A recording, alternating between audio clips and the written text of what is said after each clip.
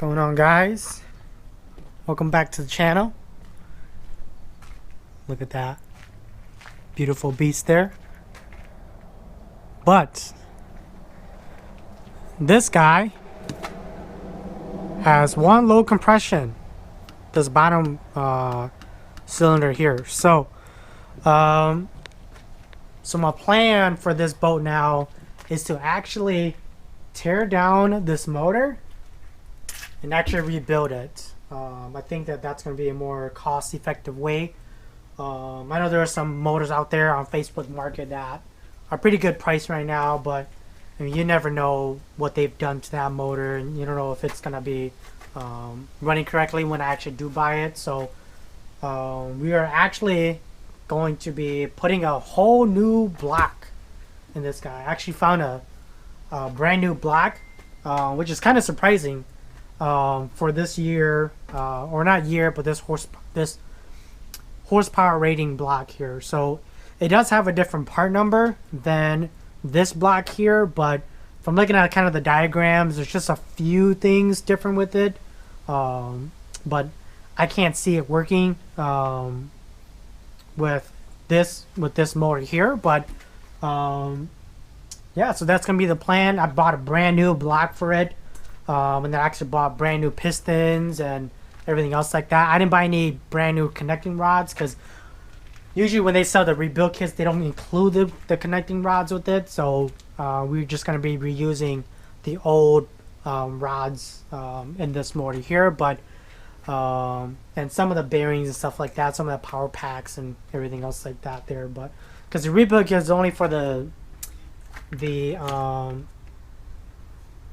pistons, all the gaskets, and some of the other bearings inside, but it doesn't include everything on there. So I'm actually gonna tear this guy down today, and you guys are gonna actually watch me tear it down. So we'll see how long it takes me to tear it down, but other than that, I'm gonna go ahead and put you guys on here filming me taking off this motor here. So I won't be taking off everything just because I want to make sure that I know where everything is supposed to be at when I do put in the new block.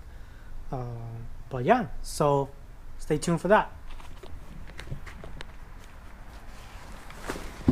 GoPro, stop recording.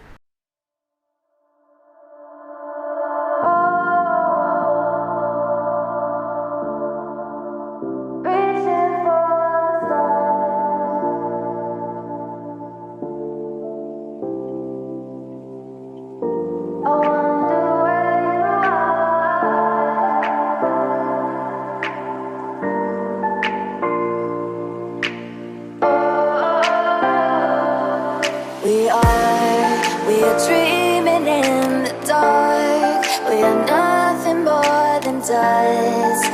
Search but you stay lost.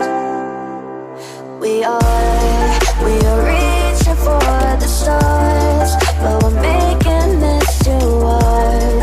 And I wonder where you are. Mysterious, that's the part you always show. 'Cause you're too curious. Maybe you should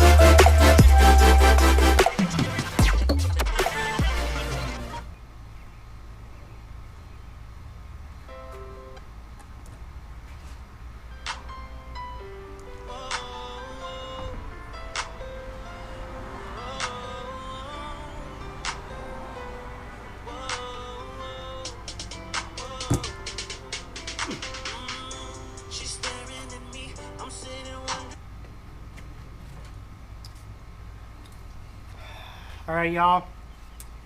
I think I'm gonna call it a day. As you guys can see, it didn't take that long at all to actually undo everything here. So this guy is a main harness to the motor. So I'm definitely gonna just leave it in here for now. I'll figure out where to put it. These two. Oh.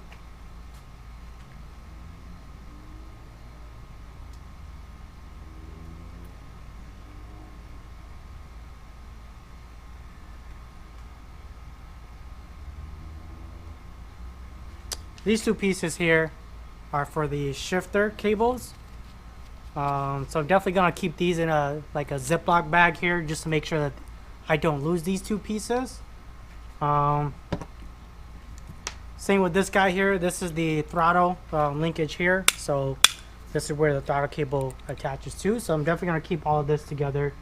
As you guys can see, I put some zip ties through these just because there's some washers and things like that on there that I do not want to lose. That's why I put some zip ties through them, especially this guy here. Same with this one. This one has a spring inside this unit here, and then it also has some washers there, washer there. So definitely don't want to lose any of these guys for that. And then these are all the coil packs, and this is the power pack. These are the ignition coils here, so definitely don't want to lose these guys here too. So I've actually just left them all hanging like that by themselves, so that way I know which one goes where.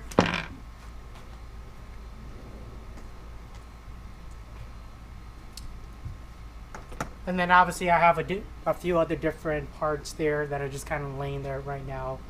But I got a majority of it off. I think tomorrow I might take out this flywheel. I take out the timer base and everything else like that. Or I could just leave it on there for now.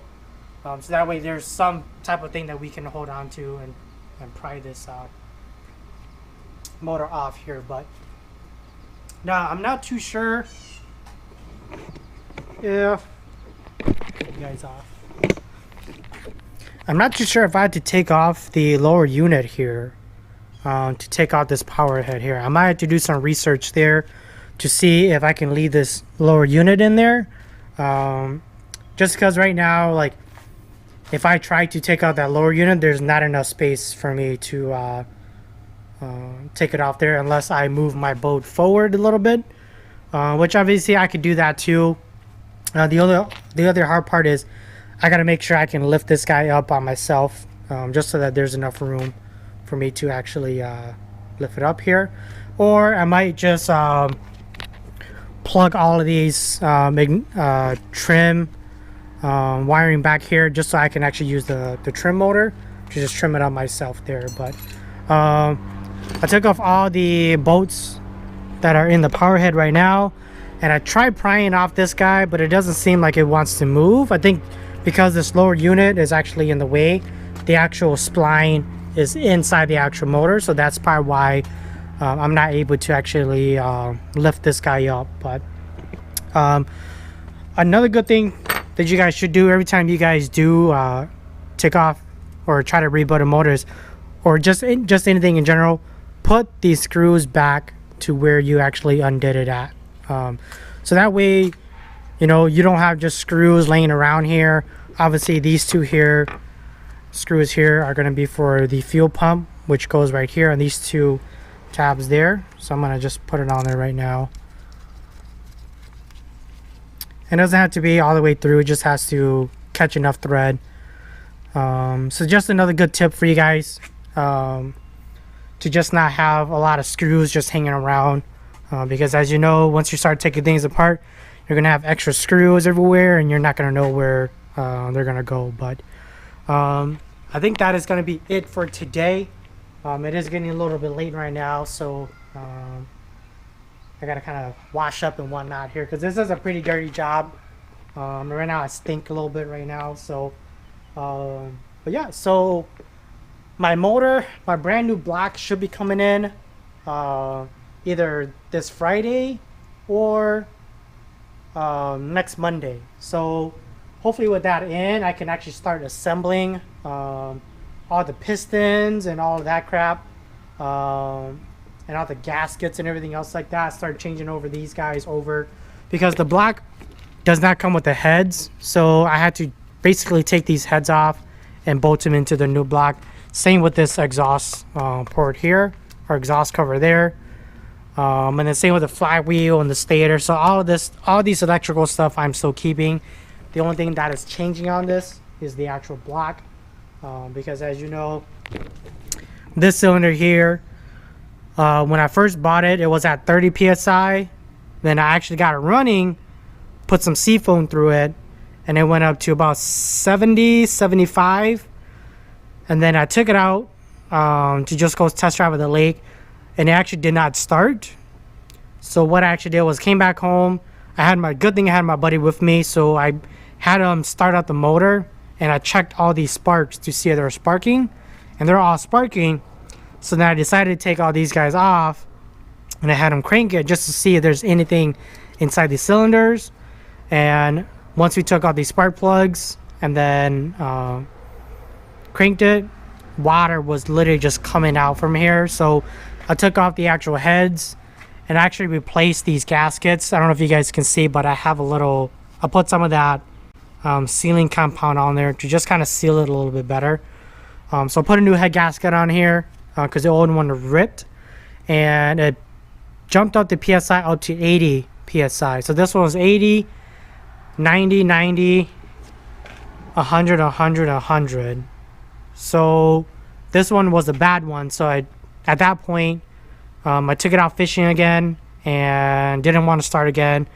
So then came back home, plugged up my compression tester in there, tested it, and it was about 20, 25 PSI. So that means that this is time for a new block because the cylinder walls are all scored up. But other than that, that will be it for today. So hopefully you guys can see me install some of this parts onto this motor next week, and we're gonna see if she fires up. And yeah, basically this would be a whole new rebuild, except obviously the flywheel is still going to be original, the stator is original, the timer base is going to be original, all the ignition stuff is still going to be original on here. So we're going to see if it starts, and yeah, hopefully I get it running and whatnot, and actually take it out fishing right now. I did buy some Boyson reeds for the actual reed valves on here. So I heard really good reviews on it right now about it increasing horsepower, increasing startability, just basically just having a huge performance in these motors here. So hopefully with that installed, I should get a little bit more oomph into the motor. And obviously with a brand new built motor, not built but rebuilt motor, this boat should be flying across the lake. So I got my fingers crossed with it here. But other than that, stay tuned for my next video.